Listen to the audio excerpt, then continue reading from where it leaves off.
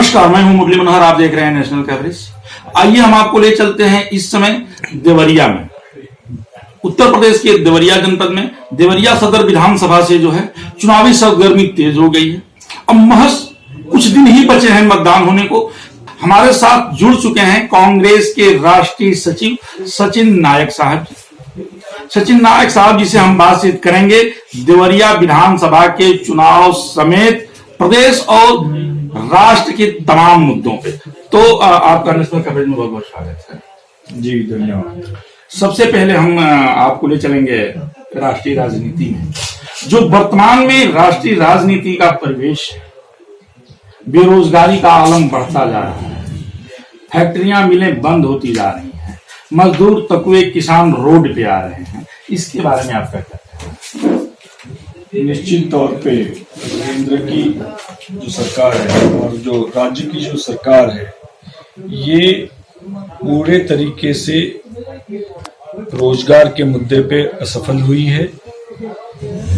इन दोनों सरकार के कार्यकाल में बेरोजगारी बढ़ी है और वो दिन ब दिन बढ़ते जा रही है। इन्होंने अपने चुनावी घोषणा पत्र में बेरोजगारी के प्रश्न को एक अहम मुद्दा बनाया था और इसको हल करने के लिए इन्होंने इस सत्ता को हासिल किया था। आज पूर्ण तरीके से ये असफल हो चुके हैं। इस महामारी के दौर में पूरे देश में लगभग 12 करोड़ से ज्यादा लोगों को अपने रोजगार छोड़ना पड़ा। उत्तर प्रदेश में आपने देखा होगा कि करोड़ों लोगों को दूसरे राज्यों से अपने गृह उत्तर प्रदेश में आना पड़ा। आज वो सारे लोग एक सवाल ये पैदा होता है कि जब लॉकडाउन लगा था, जब प्रवासी मजदूर भारत दूसरे प्रदेशों से उत्तर प्रदेश में आ रहे थे, तो माननीय मुख्यमंत्री योगी आदित्यनाथ जी ने घोषणा किया था कि हम अपने यहाँ के लोगों को अपने यहाँ ही रोजगार देंगे। लेकिन मैं देख रहा हूँ फिर लोग पलायन कर रहे हैं, क्योंकि सरकार के पास इसका कोई ठोस कार्यक्रम नहीं है। और जब तक कोई भी सरकार उत्तर प्रदेश में इसके संदर्भ में जो ठोस कार्यक्रम नहीं बनाएगी तो इस तरह की व्यवस्था हर बार आएगी। और इसीलिए कांग्रेस पार्टी इसमें अक्सर सोचती है और इस पे काम करती है। और इसीलिए कांग्रेस पार्टी ने नरेगा जैसा कानून बनाया और स्थानीय स्तर पे रोजगार देने का काम करने का प्रयास कांग्रेस की सरकारों ने किया। इस तरह की कोई सोच न केंद्र की सरकार के पास है और न राज्य सरकार के पास है, और इसलिए इससे इस प्रदेश की जनता को जूझना पड़ रहा है।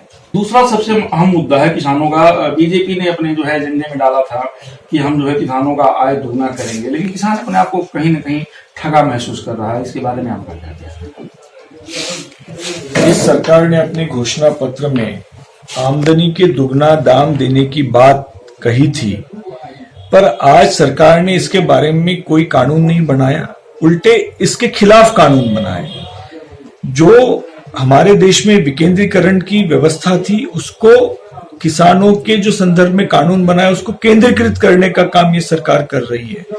70% आबादी कृषि से जुड़ी है और उनके संदर्भ में किस तरीके से विधेयक संसद में पारित किए जा रहे, हम सब लोगों ने देखा कि ध्वनि मत के आधार पे 70% आबादी के जो कानून आप बना रहे हैं। सवाल ये है कि उनके पास बहुमत है, राज्यसभा में भी है, लोकसभा में। राज्यसभा और लोकसभा में ध्वनि मत से तो पारित हो सकता है।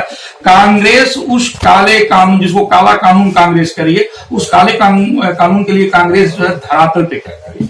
बिल्कुल, आपने देखा होगा कि जैसे ही इन्होंने ये जो किसान विरोधी कानून बनाए तो पूरे देश में कांग्रेस पार्टी ने किसानों के अधिकारों की लड़ाई लड़ी और हमने पंजाब जैसे राज्य से ये जो काले कानून बनाए इसको निरस्त करने का कानून राज्य सरकार ने बनाया और इसकी कांग्रेस ने शुरुआत की है। देवरिया में इस समय उपचुनाव चल रहा है और कांग्रेस उम्मीदवार के बारे में आपका क्या संदेश है? यहाँ के देवरिया के लोगों से आप क्या कहना चाहते हैं?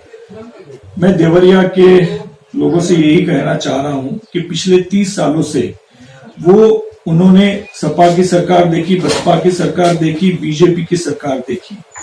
अभी उनको 30 सालों में इन सारी बातों का अनुभव आया है कि सरकारें किस तरीके से चल रही, आज क्या किस तरीके का अराजकता का माहौल है। निश्चित तौर पे यदि भविष्य में कांग्रेस की सरकार अगर 22 में आती है तो श्रीमती प्रियंका गांधी जी के नेतृत्व में एक कुशल प्रदेश बनाने का काम, एक संपन्न प्रदेश नेतृत्व की बात आपने किया है। क्या प्रियंका जी मुख्यमंत्री बनेंगे या सिर्फ उनका एक नेतृत्व?